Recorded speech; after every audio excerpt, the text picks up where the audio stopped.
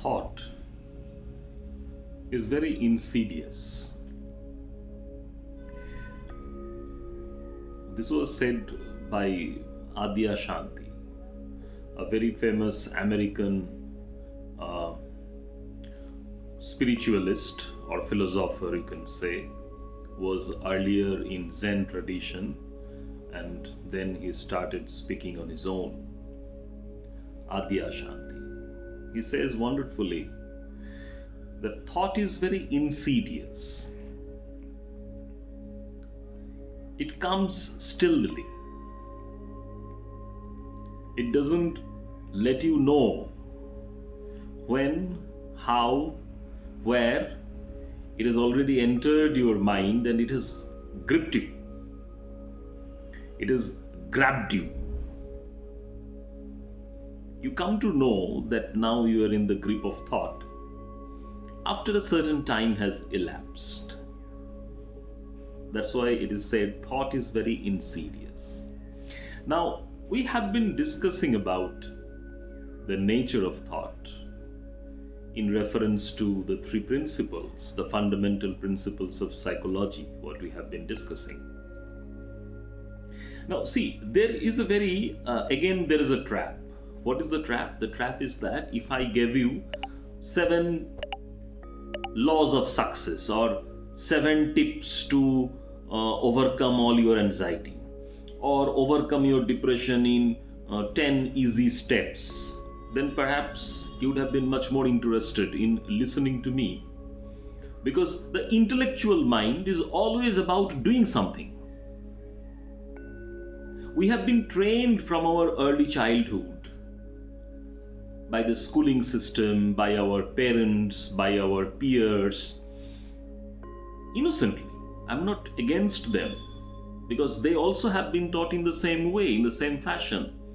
So from our very early childhood, we have been taught in a certain way,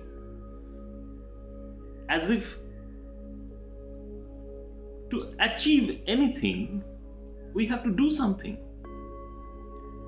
Now, that's very good in the material world. Like you want to get into a job, you need to prepare for that. Like you need to start a business, you really need to plan, you need to work hard, you need to get a loan from a bank or something like that, and then you need to invest that money, you need to know where to invest, all that stuff. That is good for the material world, the physical world. But when it comes to the psychological world, the less you do, the better you are. The less you do, the better you are. Because the psychological world is not about doing, it's about being. B-E-I-N-G, being. Like we say human being. Human is the physical part and being is the spiritual part. We don't say human or we don't say being, we say human being. Why? Because the very nature of every human is being. We already are. What we already are? We are full, we are whole, we are happy, we are joyous, we are loving, we are kind, we are compassionate, we are successful, we are confident. So when it comes to the psychological world, in contrast to the material world, we need to do less. But the intellectual mind has been trained to do more.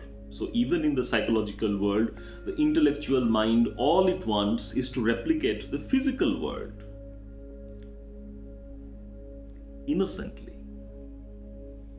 Again, innocently. And in doing more, or in trying to do more, what the intellectual mind does, it thinks more. There is a problem in our life, and the intellectual mind immediately goes into the thinking more stance. Whereas the solution would actually come from thinking less. Because the intellectual mind's capacity is nothing in comparison to the capacity of our spiritual being. So if we can trust on the being part rather than on being just the human part, the physical part, the intellectual part,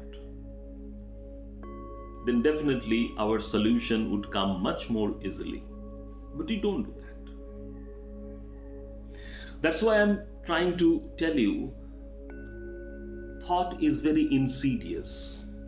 You never know when it will come. You never know when it will appear. And you will not be made aware that the thought has come.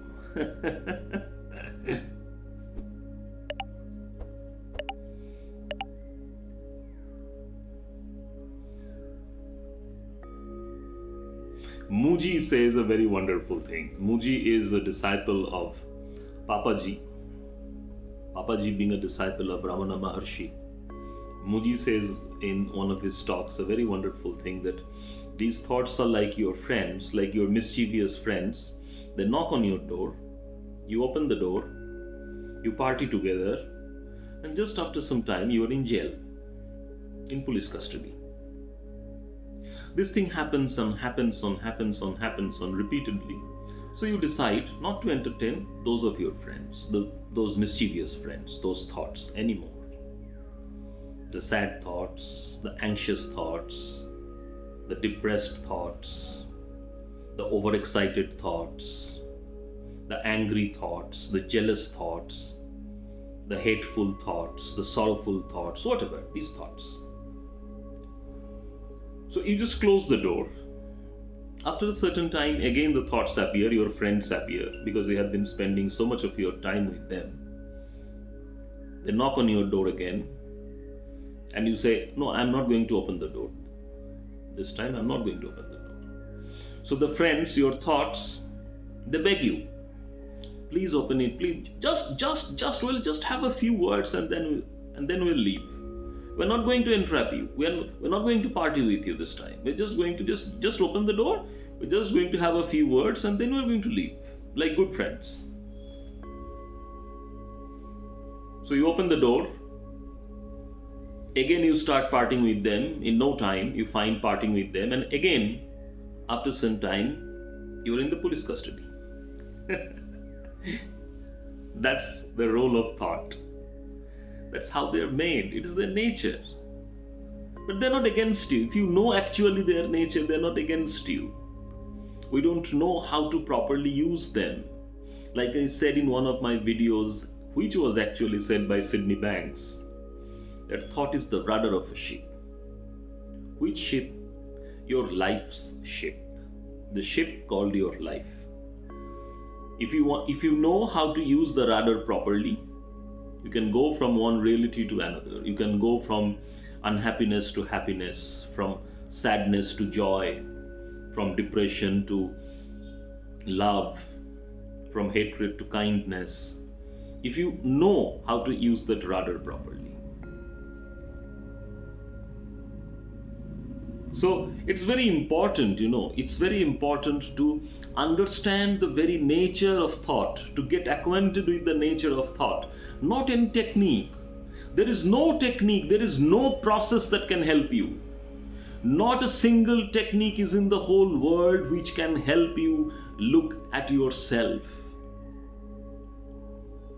Those techniques are actually the barrier. Those processes are actually the barrier. They prevent you from looking at yourself. They prevent you from understanding yourself. They stand in the middle of you and your being.